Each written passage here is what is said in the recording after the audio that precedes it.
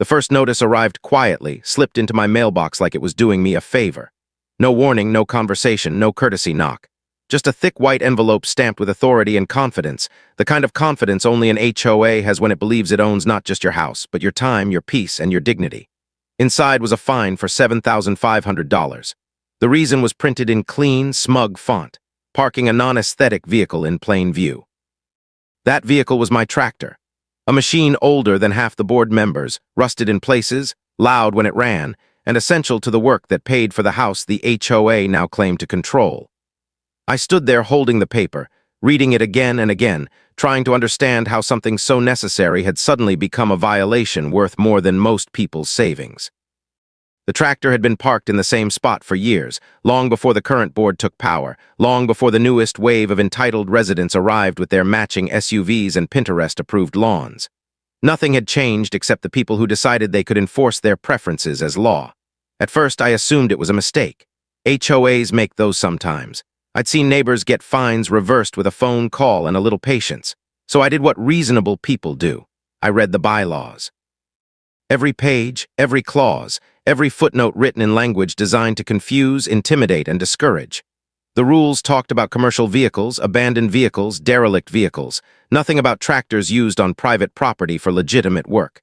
Nothing that justified a fine this large without prior warnings. But HOAs don't operate on logic. They operate on momentum. Once a board decides you are a problem, the rules become flexible, interpretations become creative, and fines become weapons. I sent an appeal. Calm, factual, polite. I explained the tractor's purpose, cited the sections of the bylaws, and asked for clarification.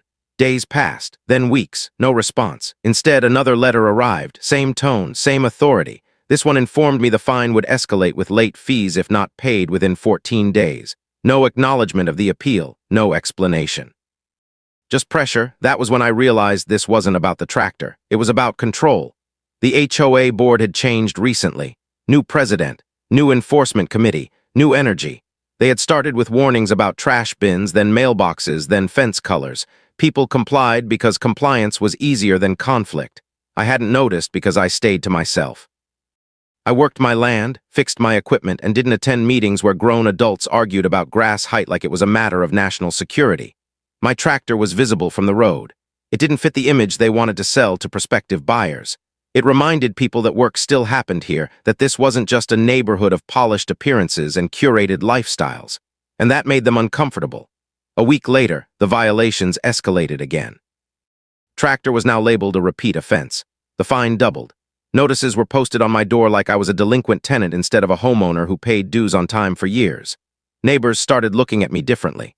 Some avoided eye contact. Others stared too long, curious and cautious, as if association with me might make them next. That's how HOAs win. They isolate you before they crush you. I attended my first HOA meeting after that. I didn't speak. I didn't need to. I watched. I watched how the board members sat elevated, literally and figuratively, while residents sat below them in folding chairs. I watched how concerns were brushed aside with rehearsed phrases about policy and consistency. I watched how the enforcement chair smiled while reading violation reports like each fine was a personal victory. When my case came up, it was presented as a problem already solved. The fine was justified. The tractor was unsightly. The decision was final. There was no vote. No discussion, just a declaration. That night I went home and stood in the driveway looking at the tractor. It was exactly where it had always been. It wasn't leaking oil. It wasn't blocking traffic. It wasn't abandoned. It was quiet, useful, and minding its own business. And yet it had somehow become public enemy number one. I thought about paying the fine, not because it was right, but because it would be easy. That's what they expect. They build systems that wear you down until surrender feels like relief. But something about the way they ignored my appeal, the way they escalated without explanation, the way they treated me like an obstacle instead of a person made it impossible to let go. I went back to the bylaws. This time I didn't read them like a resident. I read them like an adversary, slowly, carefully, looking for gaps, looking for definitions, looking for the places where their authority ended and mine began. That's when I noticed something interesting. The rules were very specific about where vehicles could not be parked. Streets, sidewalks, common areas, visitor spaces. They were less specific about where vehicles could be parked if they were on HOA-owned property and not obstructing access or violating safety codes. The HOA owned an office. A small building at the front of the neighborhood with a neatly landscaped lawn and a sign displaying their logo in tasteful font. That lawn was common property, maintained with resident dues, governed by the same bylaws they enforced so aggressively. There was nothing in the rules that prohibited parking equipment on HOA property during maintenance or operational use. In fact, there was language that allowed temporary placement of machinery for association-related purposes. The bylaws were vague enough to be dangerous for them. I didn't act immediately. Revenge that's rushed is sloppy. I waited. I let another notice arrive. I let the fine reach its maximum penalty. I let the board feel comfortable in their authority. Then I requested a copy of the enforcement procedures in writing. They sent it, confident, unaware they were handing me the rope they'd soon trip over. The tractor didn't move. Not yet. Neighbors whispered. Some told me quietly I should just comply. Others admitted they were glad someone was finally pushing back, even if they were too afraid to do it themselves. The HOA board sent a final warning. Failure to comply would result in further action, including liens. That word was meant to scare me. It didn't, because by then I had a plan that followed the rules exactly, a plan that didn't break a single bylaw, a plan that would force them to confront their own system in front of everyone they claimed to represent. The tractor stayed where it was until the morning of the next scheduled HOA meeting. That morning, before the sun fully cleared the horizon, I started the engine. The sound carried through the neighborhood, low and steady, impossible to ignore. I didn't drive it away. I drove it forward, toward the entrance, toward the HOA office, toward the place where power pretended to live. I parked it carefully, perfectly aligned, not blocking any doors, not damaging any landscaping, just sitting there, unmistakable, undeniable, and completely within the boundaries of their own rules. By the time residents started arriving for the meeting, the tractor was already waiting. And so was I. The real conflict hadn't even begun yet. Chapter 2 unfolded the moment the neighborhood woke up to what I had done, and the reaction was immediate, visceral, and exactly as predictable as I knew it would be. The tractor sat on the HOA office lawn like a monument, its tires resting on grass paid for by everyone, its faded paint clashing violently with the carefully curated image the board tried so hard to maintain. By mid-morning, word had spread faster than any official notice ever had. Phones came out. Photos were taken. Messages flew through group chats and social media pages the HOA pretended not to monitor. Some people laughed quietly from behind curtains, others stared with open confusion, and a few wore expressions of pure panic, as if the presence of that tractor threatened the structural integrity of the entire neighborhood. I stayed nearby, not hiding, not hovering, just existing, because this wasn't about spectacle for me, it was about exposure.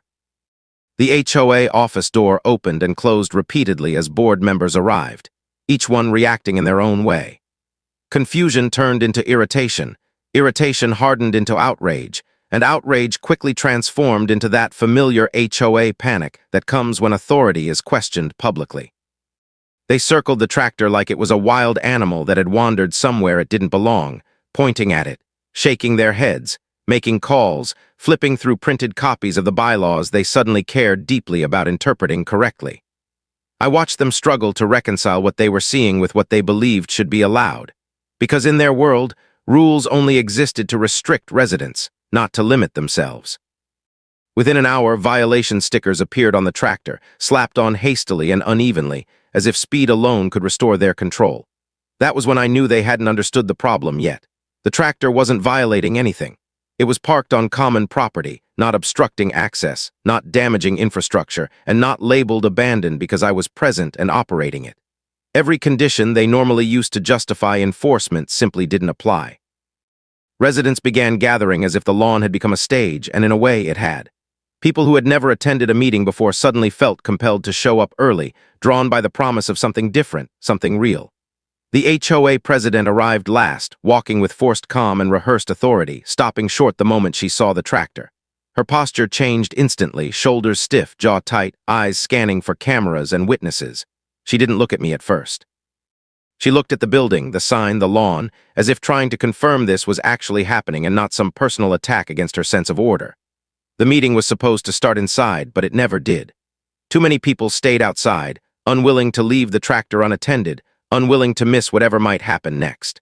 The board tried to move things along, calling for order, insisting that residents come inside, but the presence of that machine had broken the routine.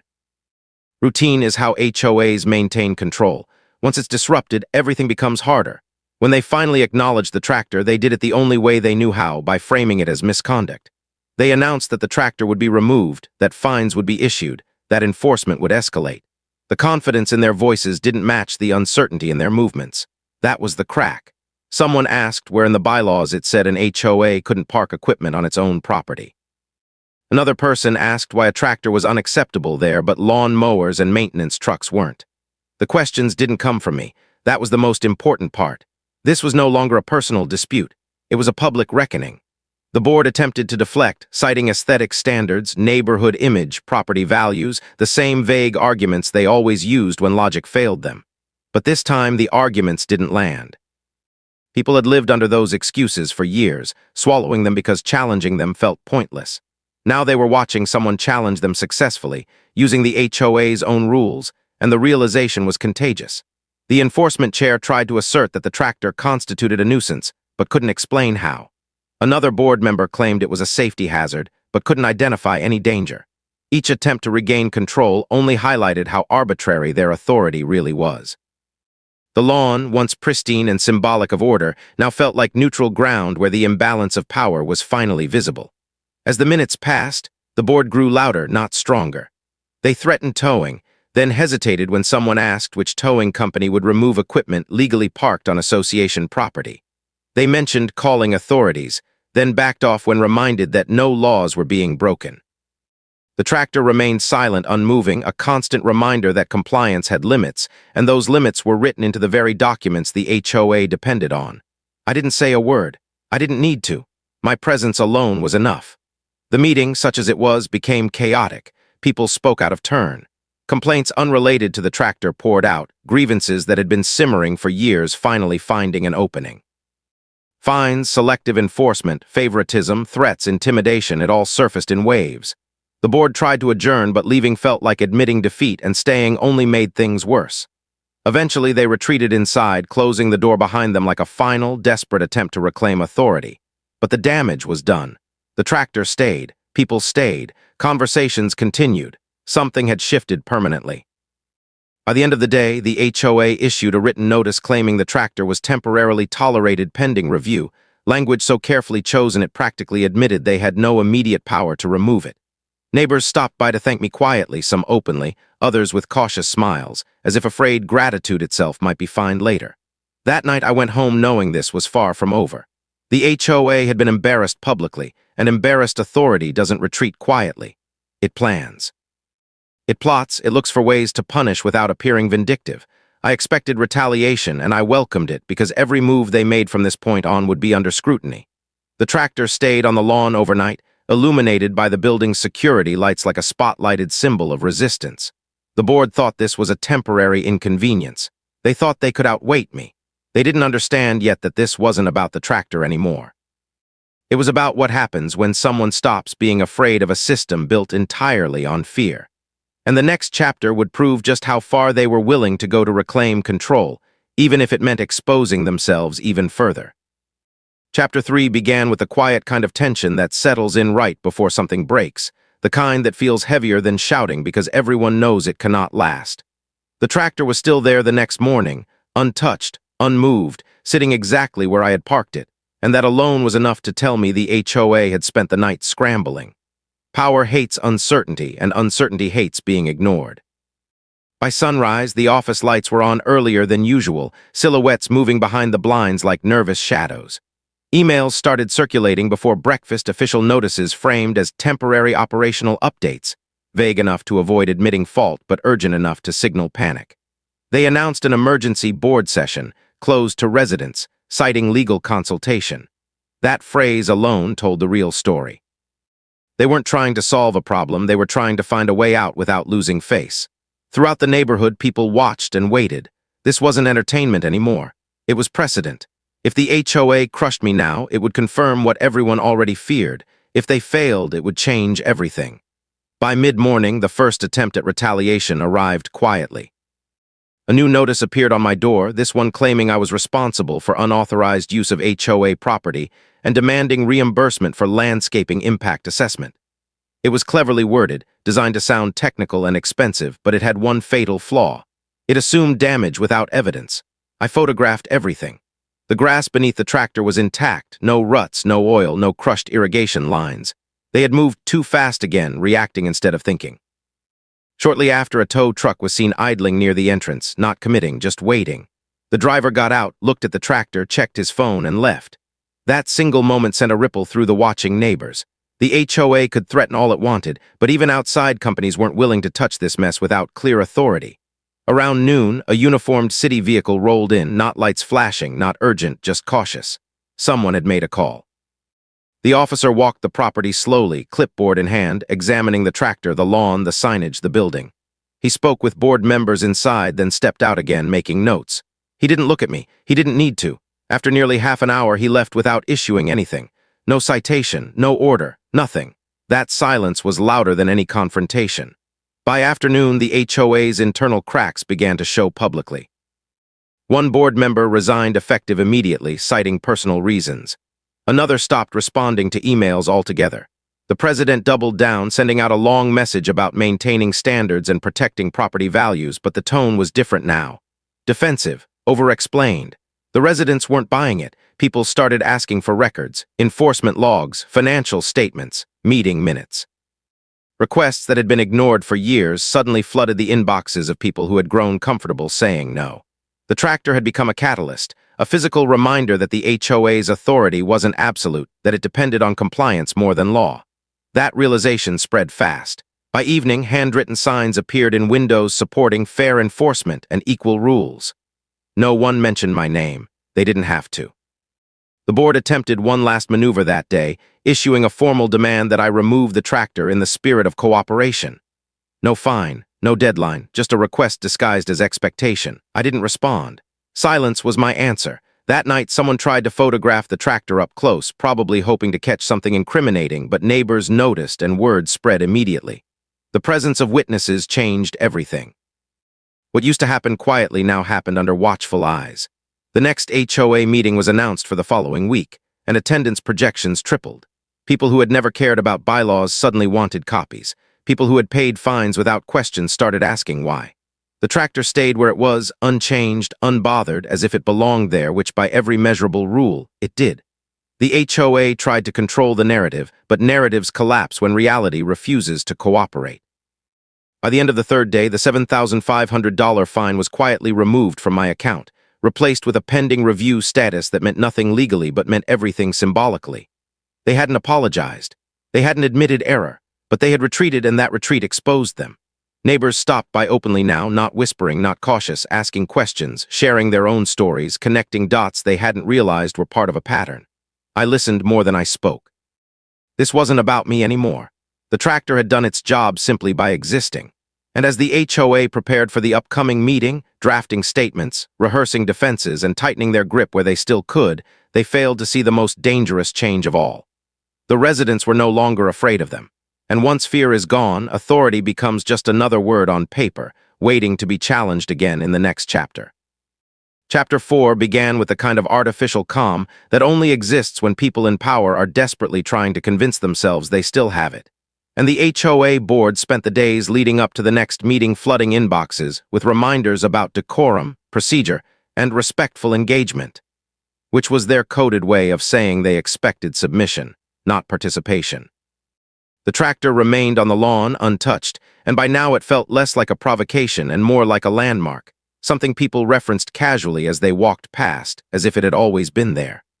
The board tried to reclaim control by shifting focus, announcing new agenda items about landscaping budgets and holiday decorations, anything to dilute attention, but it was useless. Everyone knew why the meeting mattered. The night of the meeting arrived, and the parking lot filled faster than it ever had.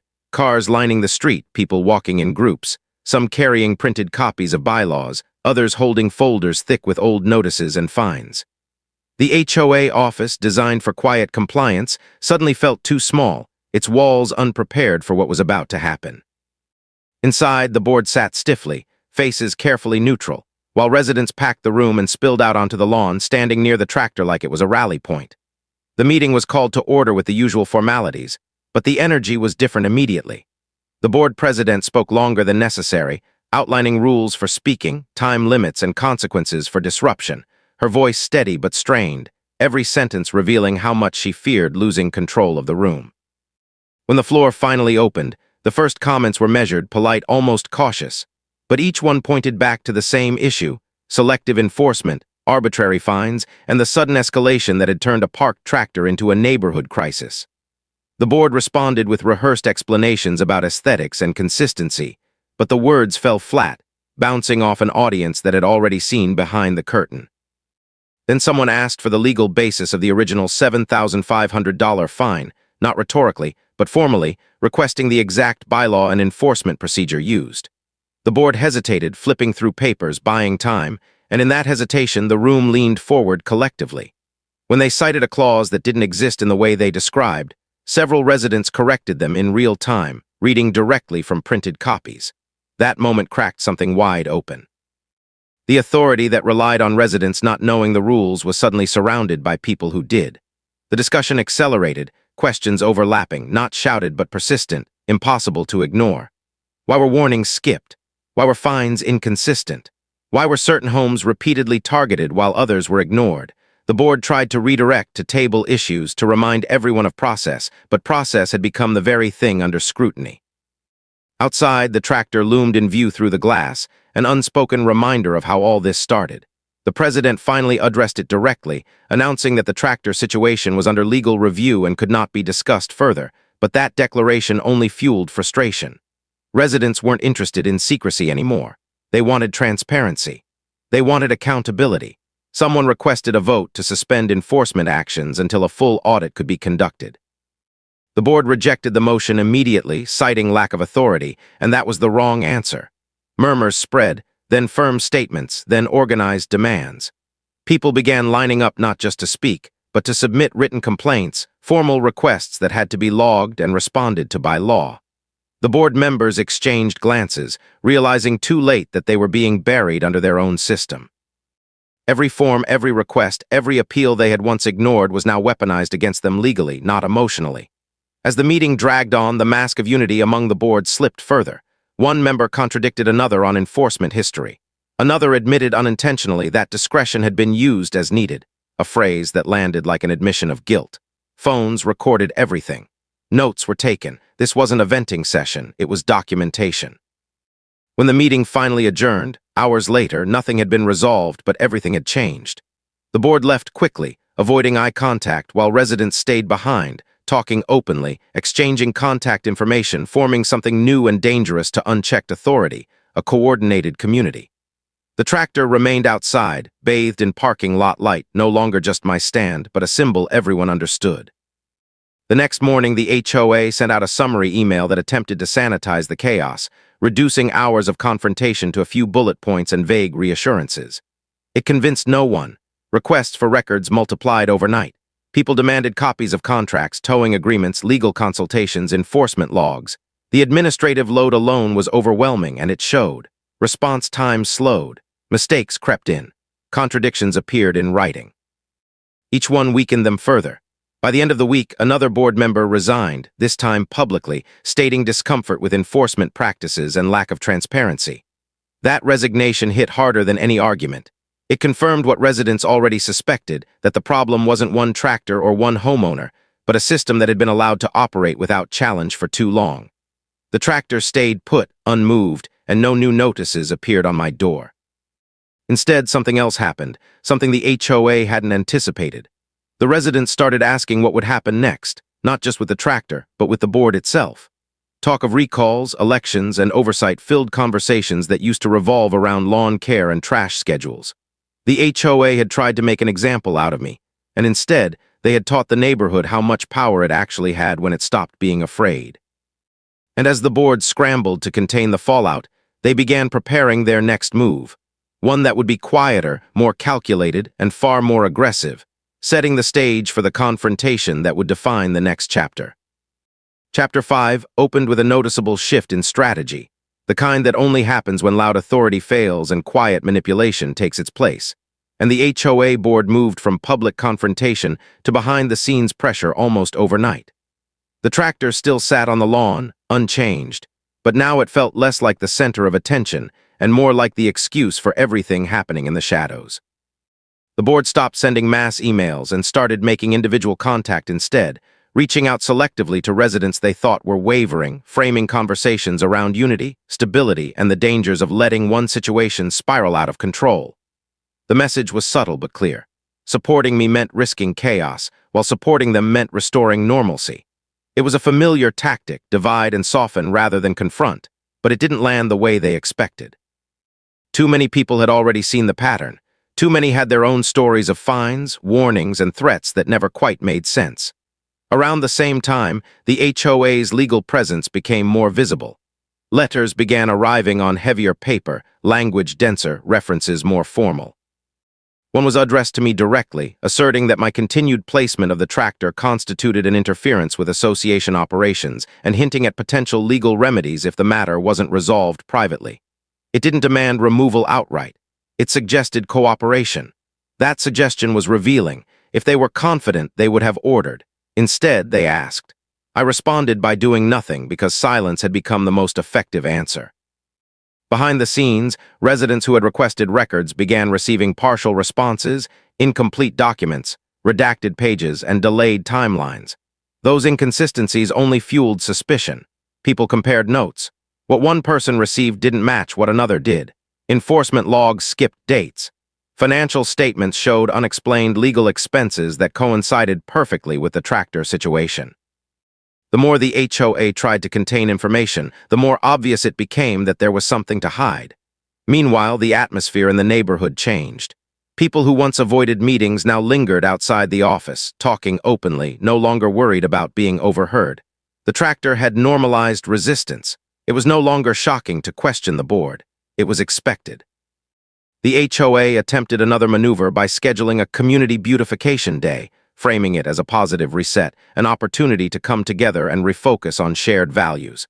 The irony wasn't lost on anyone. They placed signs near the tractor promoting the event as if proximity alone might neutralize its meaning. Attendance was sparse. People had stopped responding to performative gestures. They wanted answers, not slogans. A week later, the board issued a notice announcing a special assessment review, claiming rising costs required potential adjustments to dues. That move backfired instantly. Residents connected the dots immediately, recognizing the legal expenses buried in the financials. Questions turned sharper. Who authorized the spending? Why was legal counsel engaged so aggressively over a single enforcement issue?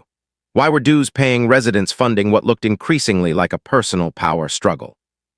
The board's attempts to reframe the narrative collapsed under the weight of their own decisions.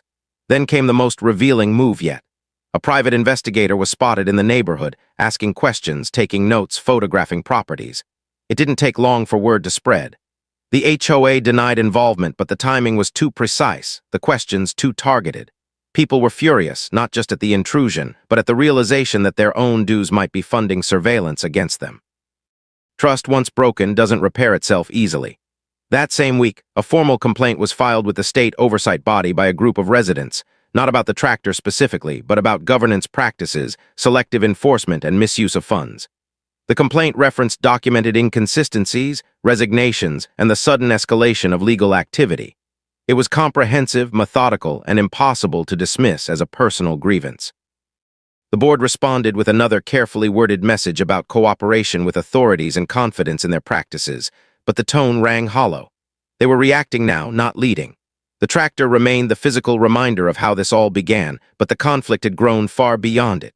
Neighbors who once shrugged at fines now understood the mechanism behind them. They saw how rules could be twisted, how enforcement could be weaponized, and how silence had enabled it for years. The HOA tried to reclaim ground by issuing a revised enforcement guideline, quietly updated, clarifying definitions that suddenly aligned suspiciously well with the arguments residents had been making. They framed it as a proactive improvement. No one believed that either. It was an admission disguised as progress. By the end of Chapter 5's arc, the board looked smaller, not in number, but in presence. Meetings were shorter, statements were cautious, decisions were deferred. The confidence that once defined them had eroded into procedural survival. And yet beneath that restraint there was tension building. Authority doesn't disappear without one final attempt to reassert itself. The tractor still sat on the lawn, weathered and silent, but now it felt like the calm before something decisive. The HOA hadn't won. They hadn't lost. They were cornered, and cornered power is unpredictable. As whispers of recall elections and legal outcomes spread through the neighborhood, it became clear that the next move wouldn't be subtle or slow. It would be definitive, setting the stage for a confrontation that would force the HOA to choose between doubling down or collapsing under the weight of its own actions. A choice that would define everything that came next in the unfolding story. Chapter 6 arrived with a sharp, unmistakable escalation, the kind that strips away pretense and reveals intent. And it became clear the HOA board had decided that quiet pressure had failed and only force, or the appearance of it, remained. The first sign was procedural, a certified letter delivered early in the week, heavier than the others, its language colder, asserting that the association would be conducting an operational reclamation of its property, a phrase so awkward it practically advertised how hard they were trying to invent authority where none existed. The letter avoided specifics, no dates, no actions, just the suggestion that something was coming and resistance would be costly. The neighborhood felt it immediately. People slowed down when they walked past the office. Conversations dropped into lower tones, not out of fear this time, but anticipation. The tractor remained unmoved, but its meaning had shifted again. It was no longer just proof of loopholes or a symbol of resistance. It had become a test of whether the HOA would actually cross the line everyone suspected it was inching toward. Midweek, the board announced a maintenance window for the office grounds, scheduled conspicuously early before most residents left for work. The implication was obvious. They planned to remove the tractor quietly, frame it as maintenance, and dare anyone to stop them. But quiet plans don't survive in a neighborhood that has learned to communicate. By dawn on the scheduled day, residents were already awake, watching, some from windows, others from the sidewalk, coffee cups in hand, phones ready. A rented flatbed arrived first, followed by a landscaping crew that looked confused, underinformed, and visibly uncomfortable. They walked the lawn, measured distances, talked among themselves, and then stopped. They didn't approach the tractor. Minutes passed, then longer minutes. Someone had asked the right questions. Someone had refused to proceed without written authorization. Someone understood that touching that machine meant inheriting a legal mess they didn't want. The HOA president arrived in a hurry, her composure cracking the moment she realized nothing was moving. She made calls, paced, gestured sharply, but the answer didn't change. Without clear authority, no one was willing to act. The maintenance window closed without a single blade of grass disturbed. That failure was public, undeniable, and humiliating. Within hours, the HOA issued a statement blaming a vendor miscommunication, a transparent attempt to save face that fooled no one. The board had tried to take the tractor and failed, and that failure changed the calculus. Later that day, a second letter arrived, this one from legal counsel, escalating the claim from property interference to alleged harassment of the association, an accusation so inverted it bordered on absurd. The letter suggested mediation, mandatory mediation, and framed it as an opportunity to resolve matters amicably. Mediation is what organizations propose when they can't win outright but still want leverage. The residents saw it too.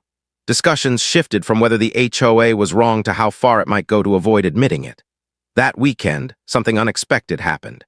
A group of residents formally announced the formation of an oversight committee, independent, volunteer-led, dedicated to transparency and governance review. They circulated a mission statement, gathered signatures, and scheduled an open forum. The HOA responded with a cease and desist attempt of its own, claiming unauthorized use of association resources. That attempt collapsed under scrutiny within hours. The Oversight Committee wasn't using HOA resources.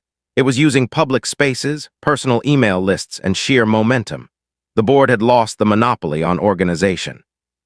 At the same time, the tractor drew new attention beyond the neighborhood. Photos circulated online, stripped of context at first, then accompanied by detailed explanations as residents shared the story. Comments poured in not just from locals but from people who recognized the pattern instantly. Stories echoed back, eerily similar, different neighborhoods, same tactics. The HOA's image problem was no longer contained. They noticed.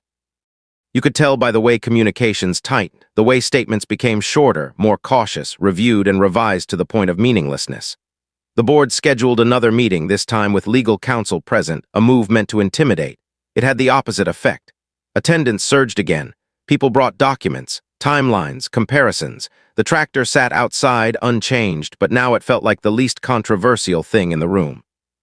The real controversy was the pattern of behavior it had exposed. During the meeting, the board attempted to assert attorney-client privilege to shut down questions, but residents pushed back, citing their rights as members to understand how dues were being used. Every attempt to deflect only sharpened the focus. The board looked smaller, boxed in by their own words.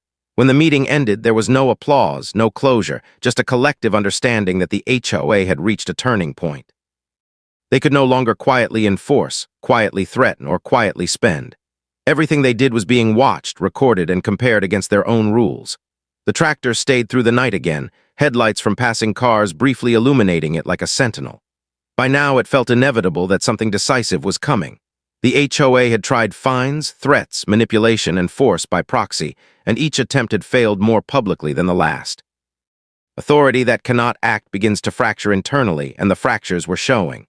Rumors spread of emergency legal consultations, of insurance notifications, of concerns about personal liability among board members. Those rumors mattered because they shifted the balance. When people in power start worrying about themselves instead of the system they run, the system weakens rapidly. As Chapter 6 closed, the neighborhood existed in a strange calm, not peaceful but resolved. The tractor still hadn't moved, but it no longer needed to. Its presence had already forced the HOA to reveal itself, and the only question left was whether the board would accept the consequences or attempt one final, reckless move to reassert control. A move that would either save them or end their authority entirely in the chapter that followed.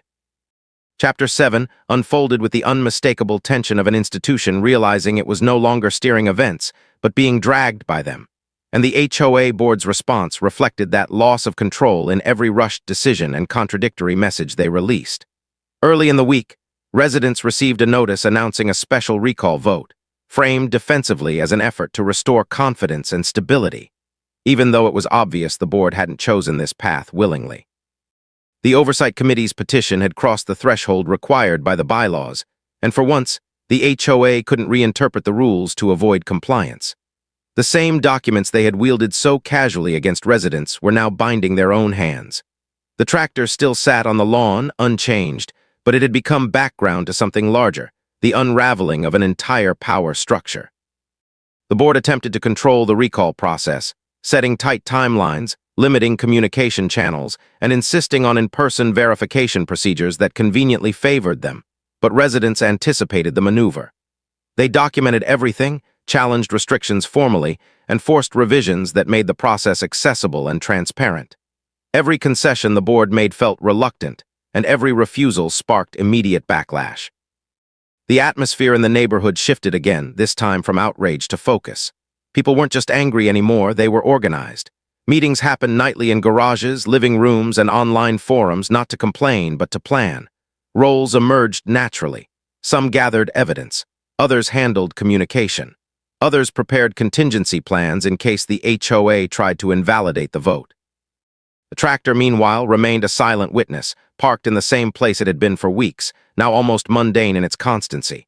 Midweek, the board made a move that revealed just how desperate things had become. They announced a temporary suspension of enforcement actions across the neighborhood, presenting it as goodwill, but the timing betrayed the truth.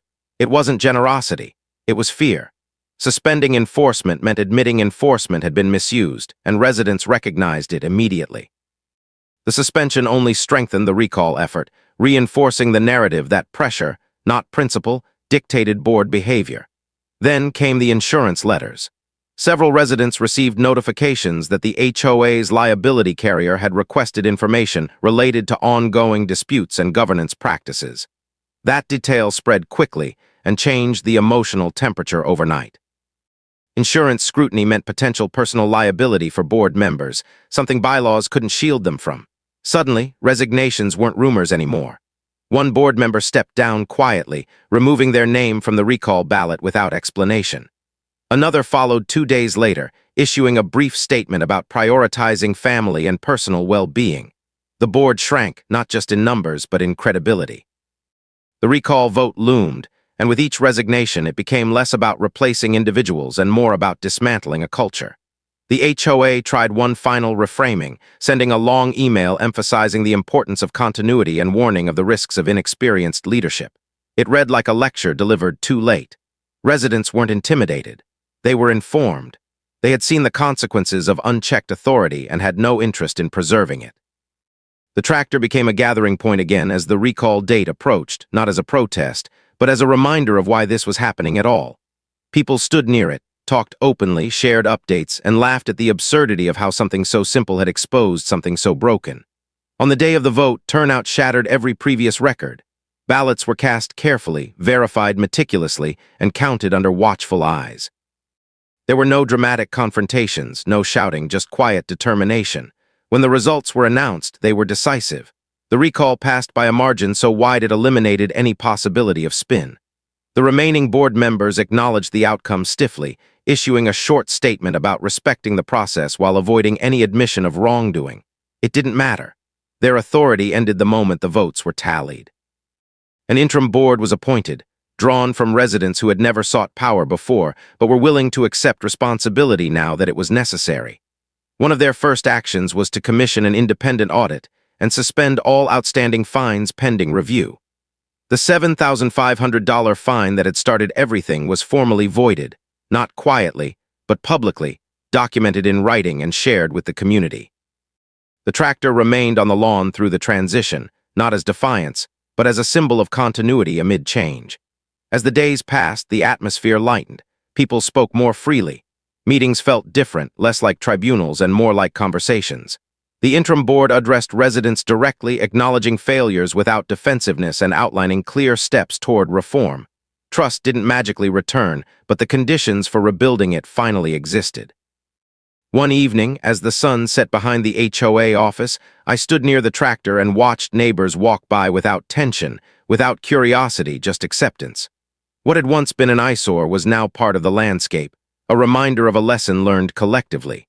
But the story wasn't finished yet. Accountability doesn't end with removal. It continues with consequences, and as audit results began to surface and legal inquiries deepened, it became clear that the former board's actions had left a trail that couldn't be erased by resignation alone. The next chapter would move beyond symbolism and reform into reckoning, as the true cost of abusing authority came into focus, not just for an HOA, but for the individuals who believed they could wield power without consequence. Chapter 8 began with the slow, methodical unraveling that always follows a dramatic shift in power, when the noise fades and the real work starts. And the interim board moved carefully, aware that every decision now carried the weight of rebuilding trust that had been eroded for years. The tractor still sat on the lawn at the start of this phase, no longer controversial, almost forgotten by those who passed it daily. Yet its presence continued to anchor the story, a quiet reminder of how easily authority could be challenged when rules were finally applied evenly. The independent audit commenced quietly, without announcements or theatrics, but its effects were immediate and deeply unsettling for anyone who had paid attention to the details. Requests went out to former board members for documentation, approvals, and justifications tied to enforcement actions and legal expenditures, and the responses that came back were inconsistent at best. Some documents were missing entirely. Others were incomplete, unsigned, or dated suspiciously close to key events. The interim board shared progress updates regularly, not revealing specifics yet, but making it clear that the process was thorough and uncompromising. Residents listened differently now, not with suspicion, but with cautious hope. As weeks passed, patterns emerged that were impossible to ignore.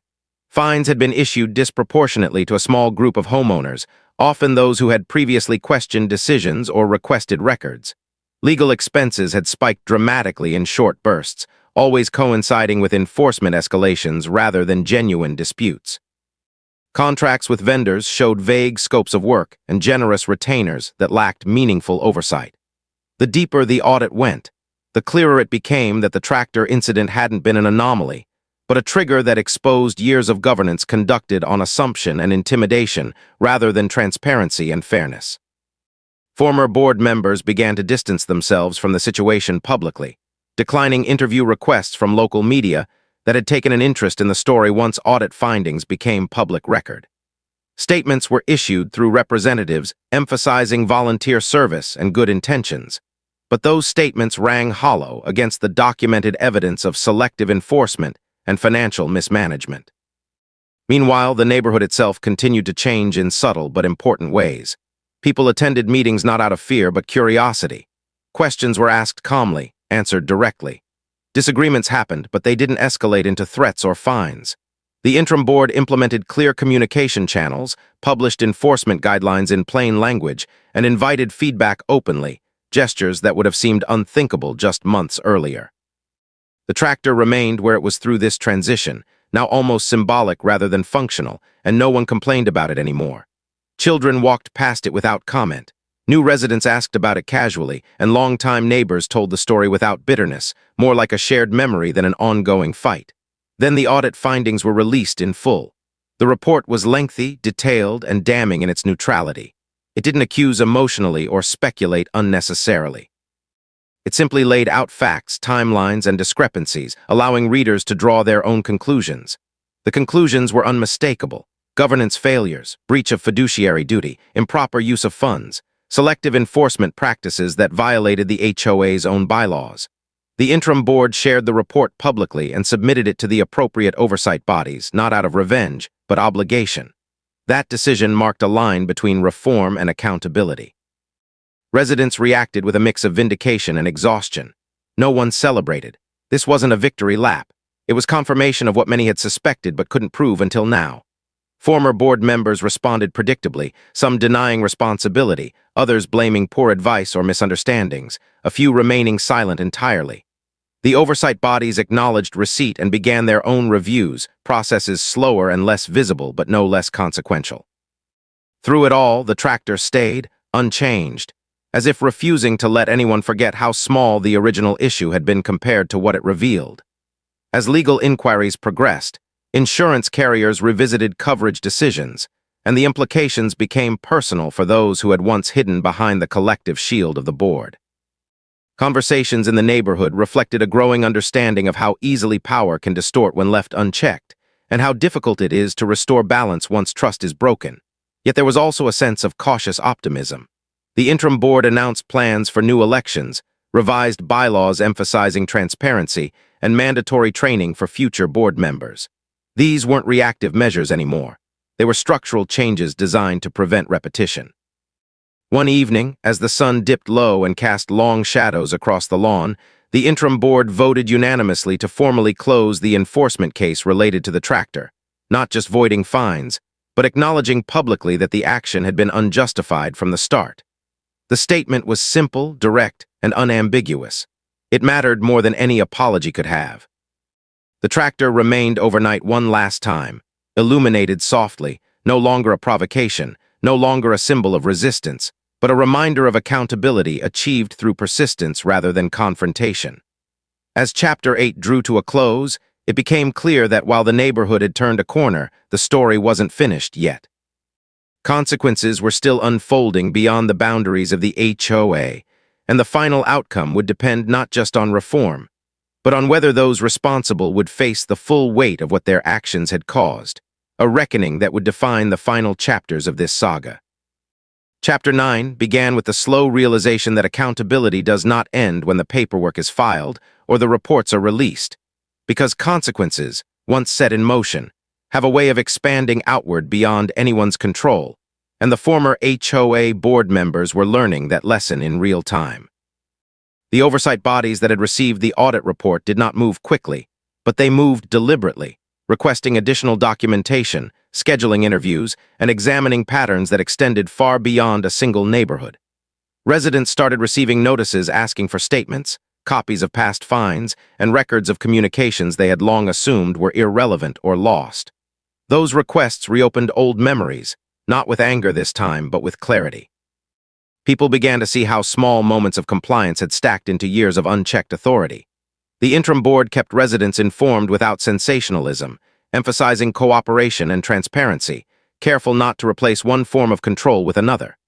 Meanwhile, the former board members' attempts to distance themselves began to fail. Insurance carriers reviewed claims more aggressively, questioning coverage related to governance decisions that appeared to violate fiduciary duties. Legal counsel who had once spoken confidently on behalf of the board now spoke cautiously, parsing words, avoiding commitments. The phrase individual liability entered conversations that had once relied on the comforting abstraction of collective responsibility. In the neighborhood, the atmosphere was different again, quieter, reflective. The tractor still sat on the lawn at the start of this chapter, but now it felt like a chapter marker rather than a centerpiece, something everyone knew would soon move because its work was nearly done. People passed it without stopping, their attention focused on the broader implications of what had been uncovered. The interim board scheduled listening sessions, not to debate, but to document experiences for submission to regulators, and attendance remained strong. Stories poured out calmly, methodically, revealing patterns of selective enforcement that mirrored the audit's findings almost perfectly. Outside the neighborhood, the story reached a wider audience. Media coverage framed it not as a quirky HOA dispute, but as a case study in governance failure, citing experts who pointed out how common such patterns were and how rarely they were challenged successfully. That framing mattered. It stripped away the idea that this was about personality conflicts or petty rules, and placed it squarely in the realm of accountability and civic responsibility. Former board members responded through statements that emphasized volunteer status and lack of training, but those explanations felt increasingly thin as evidence mounted. The oversight bodies issued preliminary findings indicating concerns about compliance and governance standards, careful in their wording but unmistakable in their implications. Those findings triggered additional reviews, including a closer look at the HOA's elections, enforcement authority, and financial disclosures over multiple years. The interim board, though not implicated, felt the weight of responsibility to cooperate fully, even when doing so meant reopening painful chapters for residents who just wanted to move on. Trust, once broken, requires proof, not promises. As the weeks passed, the legal consequences began to take shape. Mediation sessions were scheduled, not between me and the HOA, but between the HOA as an entity and insurers, regulators, and former officers. Some former board members sought separate representation, a quiet but telling sign that unity had dissolved completely. Settlement discussions circulated as rumors, then solidified into confirmed negotiations, though details remained confidential. Residents speculated less and observed more, understanding now that outcomes would take time and that patience was part of accountability. Through all of this, the tractor remained untouched, a silent constant amid shifting circumstances, and its continued presence became almost ceremonial. The interim board discussed its removal publicly, not as an enforcement action, but as a symbolic transition, and asked for community input. The response was unanimous and unexpected. People wanted it to stay until the process concluded, not out of defiance, but as a reminder of why vigilance mattered. That decision reflected how deeply perspectives had changed. What once triggered fines now inspired consensus. Toward the end of the chapter's arc, the oversight bodies issued notices of corrective action requirements, mandating changes to bylaws, training, and reporting practices, and imposing deadlines that carried real consequences if missed. Those notices were addressed to the HOA as an institution, but their language made clear that individual conduct had been reviewed and would be addressed separately where appropriate. The interim board acknowledged the requirements publicly and committed to compliance, publishing timelines and progress updates without being asked. The contrast between this approach and the previous board's secrecy was stark and reassuring. Former board members, facing mounting pressure, began to retreat from public life within the neighborhood, selling homes, resigning from other community roles, or simply disappearing from conversations entirely. No one celebrated that either. There was no sense of triumph, only closure inching closer. One evening, as autumn lights softened the edges of the lawn, a small group of residents gathered near the tractor, not for a meeting or protest, but to talk about what came next, how to ensure future boards remembered these lessons, how to maintain engagement without constant conflict. The conversation felt grounded, hopeful, and forward-looking, a stark contrast to the fear and frustration that had defined earlier chapters. As Chapter 9 drew to a close, the tractor still stood in place, but its end was clearly approaching. The system it had exposed was being rebuilt, the consequences of abuse were unfolding beyond the neighborhood, and the final act would not be dramatic or loud, but deliberate and meaningful, marking the transition from resistance to resolution in the story's concluding chapter. Chapter 10 arrived not with confrontation or spectacle, but with the quiet certainty that comes when a long conflict finally reaches its natural conclusion, and the neighborhood felt it before anything official was announced. The tractor still sat on the HOA lawn at the beginning of that final chapter, unchanged, familiar, almost comforting in its persistence, but everyone understood that its presence was no longer necessary to hold anyone accountable. The system had shifted. Oversight bodies had issued their final determinations, confirming governance failures and mandating corrective measures that were now binding, not optional. Former board members were no longer just names in past meeting minutes, but individuals facing real consequences, some through settlements, others through restrictions on future service, and a few through ongoing proceedings that would take time to resolve quietly and without drama. The interim board, having carried the weight of transition responsibly, announced the date for new elections alongside the full implementation of revised bylaws, enforcement protocols written in plain language, and transparency requirements that made it impossible for power to hide behind ambiguity again. Residents received the announcement calmly, not with suspicion, but with cautious confidence, because this time the process had been built in the open. Meetings no longer felt adversarial. They felt procedural in the healthiest sense of the word, focused on maintenance, budgeting, and planning rather than punishment. The tractor's story was referenced less often now, not because it was forgotten, but because it had become part of the neighborhood's shared understanding, a reminder rather than a rallying cry. When the interim board asked the community whether it was time for the tractor to be moved, the discussion was brief and unanimous. Yes, but on the right terms. No fines, no notices. No symbolic enforcement, just acknowledgement and closure. On a clear morning with no fanfare and no audience, I started the engine for the last time on that lawn. The sound carried through the neighborhood not as a disruption, but as a familiar note signaling an ending rather than a beginning. People watched from porches and sidewalks, some waving, others simply nodding, the tension that once accompanied every interaction completely absent. I drove the tractor away slowly, not out of defiance, but with intention, returning it to the place it had always belonged.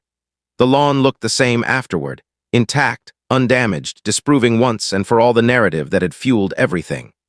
Later that day, the interim board issued a short statement marking the conclusion of the matter, acknowledging that the enforcement action had been unjustified and affirming the community's commitment to fair governance going forward. There was no apology tour, no attempt to rewrite history, just a clear record of what had happened and how it had been addressed. New board members were elected weeks later, residents chosen not for ambition but for steadiness, people who had watched the process unfold and understood the responsibility that came with authority. Training sessions were scheduled, oversight mechanisms activated, and reporting requirements embedded into routine operations so deeply that future abuse would require deliberate effort rather than quiet drift. The neighborhood settled into a rhythm that felt different from before, not quieter but more balanced. People spoke up early now. Questions were asked without fear. Disagreements were handled openly instead of buried in notices and fines. The lesson had stuck. The tractor, now back in its usual place, returned to being just a tool, no longer a symbol, no longer controversial, but its story lingered in conversations, especially when new residents arrived and wondered why this neighborhood felt different from others they had lived in. The explanation was never dramatic. It was always simple. Someone followed the rules exactly, and the rules finally had to follow themselves. Looking back, the $7,500 fine felt almost unreal, not because it hadn't happened, but because of how small it seemed compared to what it revealed. The HOA had tried to enforce aesthetics and ended up exposing its own foundations. It had tried to intimidate and instead educated an entire community about its rights. It had tried to make an example of one homeowner and instead became the example itself. There was no triumphant ending, no villain dragged away in disgrace, just accountability applied steadily and reform achieved through persistence rather than noise. That ending mattered more than any dramatic reversal ever could because it proved something lasting. Systems built on fear rely on silence, and once silence is broken, they have no defense left. As the months passed, the story faded from daily conversation, but its impact remained woven into how the neighborhood functioned. Fines became rare and justified. Enforcement became consistent. Leadership became service rather than performance. And whenever discussions turned toward power, rules, or authority, someone inevitably remembered the tractor on the lawn and smiled, not because of rebellion, but because of what it taught everyone.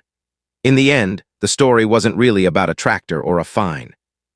It was about what happens when ordinary people stop assuming they are powerless, when they read the rules, understand them, and insist they apply to everyone equally. That understanding changed everything, and it ensured that what happened here would never happen the same way again.